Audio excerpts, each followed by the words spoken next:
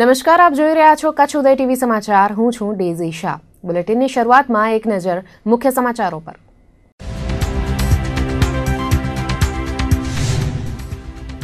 જિલ્લામાં ઘેરું બની રહ્યું છે સ્વાઇન ફ્લૂનું સંકટ. એક જ દિવસમાં વધુ 7 પોઝિટિવ કેસ નોંધાયા.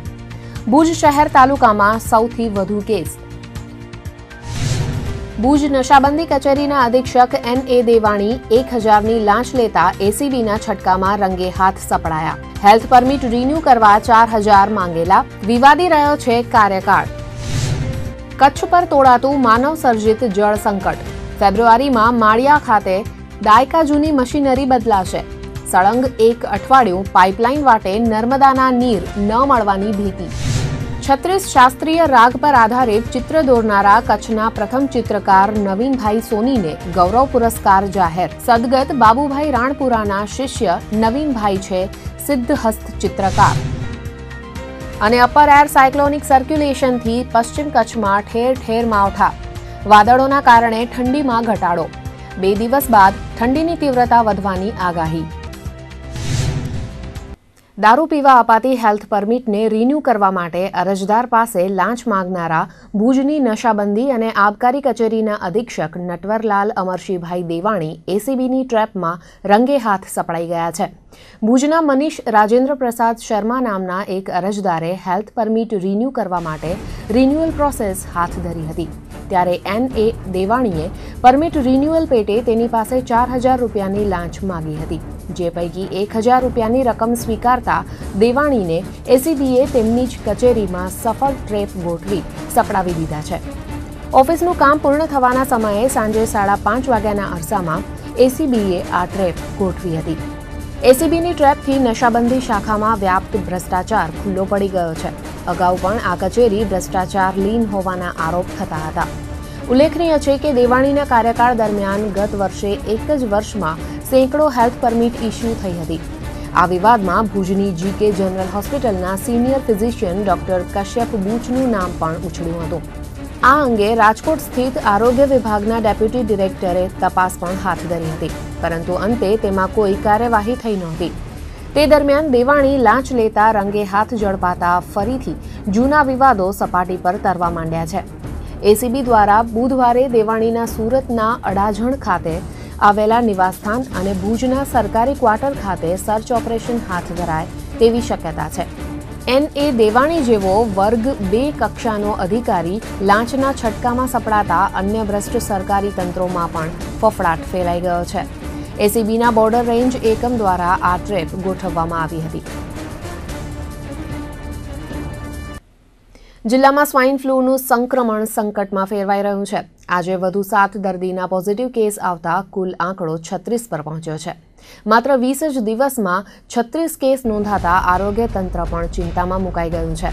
આજે નોંધાયેલા દર્દીઓમાં એકલા ભુજ શહેરની 3 મહિલા અને 1 પુરુષ સહિત 4 દર્દીઓ છે. તો માધાપર સુખપરની એક મહિલા અને આદિપુરના એક 36 વર્ષીય યુવકનો રિપોર્ટ પોઝિટિવ છે. અંજાર બાદ પૂર્વ કચ્છમાં સ્વાઇન ફ્લૂનો આદિપુરના યુવકનો બીજો કેસ નોંધાયો છે. શરૂઆતમાં ભુજ, માંડવી અને પટેલ ચોવીસીના ગામોમાં સ્વાઇન ફ્લૂના વાયરસનો વ્યાપ હતો, પરંતુ પૂર્વ કચ્છના 2 પોઝિટિવ કેસથી વાયરસ હવે અન્યત્ર ફેલાઈ રહ્યો હોવાનું સમજાય છે. મહિલાઓ સ્વાઇન ફ્લૂની ઝપટે વધુ ચડી છે. આજે નોંધાયેલા 7 દર્દીઓમાં 5 મહિલા છે, જ્યારે કુલ 36 દર્દીઓ પૈકી 23 દર્દીઓ મહિલા છે. સદભાગ્યે આગોતરી ચિકિત્સાના કારણે અત્યાર સુધીમાં માત્ર 1 જ મૃત્યુ નોંધાયું છે. જે પ્રકારે રોજે રોજ વધુને વધુ સંખ્યામાં પોઝિટિવ કેસ નોંધાઈ રહ્યા છે, તે જોતા આગામી સમયમાં તે મહામારીનું સ્વરૂપ ધારણ કરે તેવી ભીતિ છે.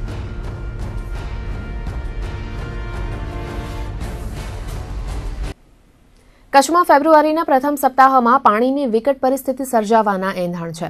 ગુજરાત વોટર ઇન્ફ્રાસ્ટ્રક્ચર લિમિટેડ દ્વારા માળિયા ખાતે 5મી થી 8 ફેબ્રુઆરી દરમિયાન રિપેરિંગની કામગીરી હાથ ધરવાનું આયોજન થયું છે, જેના કારણે સળંગ 5 થી 6 દિવસ દરમિયાન પાઇપલાઇન વાટે કચ્છને નર્મદાના નીર નહીં મળે. સૂચિત આયોજન અંગે ગાંધીનગર કક્ષાએથી જિલ્લાની પાણી પુરવઠા કચેરીને જાણ કરી છે. આ બાબતને સમર્થન આપી પાણી પુરવઠા વિભાગના અધિક્ષક ઇજનેર K.S. શાહે જણાવ્યું છે કે રિપેરિંગની કામગીરીનો કાર્યક્રમ હજુ ફિક્સ કરાયો નથી, પરંતુ ટૂંક સમયમાં જ તે ફિક્સ થઈ જવાની શક્યતા છે. કાર્યક્રમ ફિક્સ થયા બાદ આગોતરી જાણકારી અપાશે અને લોકોને કરકસરપૂર્વક પાણીનો વપરાશ કરવા અનુરોધ કરાશે. રિપેરિંગ અંતર્ગત માળિયા હેડવર્ક્સ ખાતે 10 વર્ષ જૂની મશીનરી અને વાલ્વ સહિતની સાધનસામગ્રી બદલવામાં આવશે. નવી સાધનસામગ્રીના કારણે લીકેજ અને ઓછા પમ્પિંગની સમસ્યા મહદઅંશે દૂર થવાનો આશાવાદ છે. હા, એકચ્યુઅલી હેડ ઓફિસથી ગઈકાલે અમારે સૂચના આપવામાં આવેલી છે અને એકચ્યુઅલી અત્યારે માળિયા જે આપણું હેડવર્ક છે ત્યાં ઘણી જૂની મશીનરીઓ બદલવાની કામગીરી પણ અત્યારે હાથ ઉપર લેવામાં આવેલી છે, જેના વાલ્સને એ બધું ઘણા જૂના હોય અને કામ કરી થોડીક રિપેરિંગમાં કરવાની થતી હોય તો નવા વાલ્સ બેસાડવા માટે 5 થી લઈને 7-8 સુધી આ કામગીરી કરવાની થાય છે. પણ હજી કોઈ આ ફિક્સ નથી, કારણ કે એમાં હેડ ઓફિસ સાથેથી હજી JWIL દ્વારા આ કામગીરી કરવામાં આવે છે. તો GWSSBના એના સંપર્કમાં રહીને આ કામગીરી નું ફિક્સ કરી ત્યારબાદ આ કામગીરી થાય અને આપણા જે ગામો છે અથવા તો ગામડાઓમાં જે અત્યારે સ્કેર્સિટી ચાલે છે, જેને પાણીની તકલીફ ઉપસ્થિત ન થાય તે બાબતનું આયોજન અગર એકદમ સઘન કરીને ત્યારબાદ જ આ કાર્યવાહી હાથ ધરવામાં આવશે.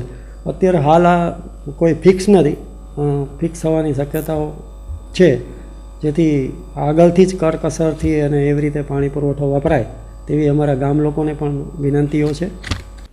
કચ્છના જાણીતા ચિત્રકાર નવીન સોની સહિત અમદાવાદ, આણંદ અને વલ્લભ વિદ્યાનગરના 4 ચિત્રકારોને ગૌરવ પુરસ્કાર એનાયત કરવાની લલિત કલા એકેડેમીએ જાહેરાત કરી છે.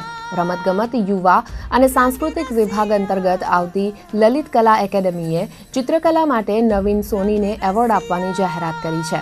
તો શિલ્પ સ્થાપત્ય અને ફોટોગ્રાફી માટે 5 આર્ટિસ્ટને ગૌરવ પુરસ્કાર એનાયત કરાશે. વર્ષ 2013 અને 14 માટે આ એવોર્ડની જાહેરાત કરાઈ છે. પુરસ્કાર પેટે પ્રત્યેક સર્જકને 51,000 રૂપિયાની રોકડ રકમ અને કાંસ્ય ચંદ્રક એનાયત કરાશે.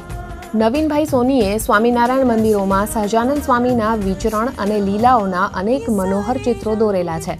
તો ગુરુ બાબુભાઈ રાણપરાની પ્રેરણાથી કચ્છમાં સૌ પ્રથમવાર તેમણે 36 શાસ્ત્રીય રાગ પર આધારિત ચિત્રો દોર્યા હતા. ભુજના જાણીતા ચિત્રકાર બિપિન સોની તેમના લઘુબંધુ છે.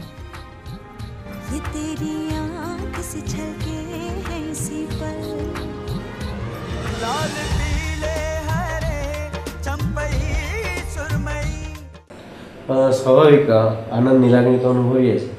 વધારે આનંદ એટલે થાય કે આવા બધા એવોર્ડ્સની પાછળ લોબિંગ ને એવું બધું હોતું હોય છે, પણ કચ્છના ખૂણે બેઠા બેઠા અને કોઈ પણ જાતની શોમેનશીપ કર્યા વિના કોઈ માણસ કામ કરતો હોય એને ગુજરાત સરકારે આવી રીતે ગોતી અને આ એવોર્ડ જાહેર કર્યો છે, તો એનો વિશેષ આનંદ. પણ મને યાદ આવ્યું કે જ્યારે અમારે ફાઇલ મોકલવાની હતી હતી કે મારા ગુરુ પૂજ્ય બાબુભાઈ રાણપરા એમણે મને કીધું કે ફાઇલ ભલે આજે જ દેશો, હું તને અત્યારથી એવોર્ડના અભિનંદન આપું છું. અને એ ઓલિયાની વાત સાચી કરી અને એના આશીર્વાદ છે, બીજું કશું. સૌથી મોટી વાત તો મારા ગુરુની કૃપાથી મેં સૌથી પહેલાં 2009માં ઇન્ડિયન ક્લાસિકલ મ્યુઝિકના 36 રાગો ઉપર પેઇન્ટિંગ્સ કર્યા. એ પછી લલિત કલા એકેડેમીના સચિવના કહેવાથી મેં ભરતમુનિ નાટ્યશાસ્ત્ર એ પણ મારા ગુરુની કૃપાથી એમના ઇન્ટરપ્રિટેશન નીચે જ આખું એમની ગાઈડન્સ નીચે જ કામ કર્યું. એના પછી અત્યારે હું ને મારો સન જીગર અમે બંને ગુજરાતના ગૌરવ સમા જૂનાગઢના ગિરનારની પરિક્રમાના 36 ચિત્રોની શ્રેણી અત્યારે ચાલુ કરી છે, તૈયાર કરીએ છીએ. ભુજના સ્વામિનારાયણ મંદિરના કોન્સેપ્ટ ડિઝાઇનિંગ ટોટલ ડ્રોઈંગ્સ બધા મારા કરેલા છે. અત્યંત ખુશી થઈ છે અને મારું જે તપ હતું એનું મને અત્યારે ફળ મળ્યું છે. હું એવું અનુભવ છું કે એની સાથે રહીને મને જે અનુભવ થયો છે અને સતત એની સાથે રહેવાનું જે મને મજા આવી છે અને અત્યારે એના લઈને પણ ખૂબ જ મને આનંદ થાય છે કે એ સમય મને અત્યારે સારું મળ્યું, મજા આવી ગઈ, ખૂબ આનંદ થયો છે.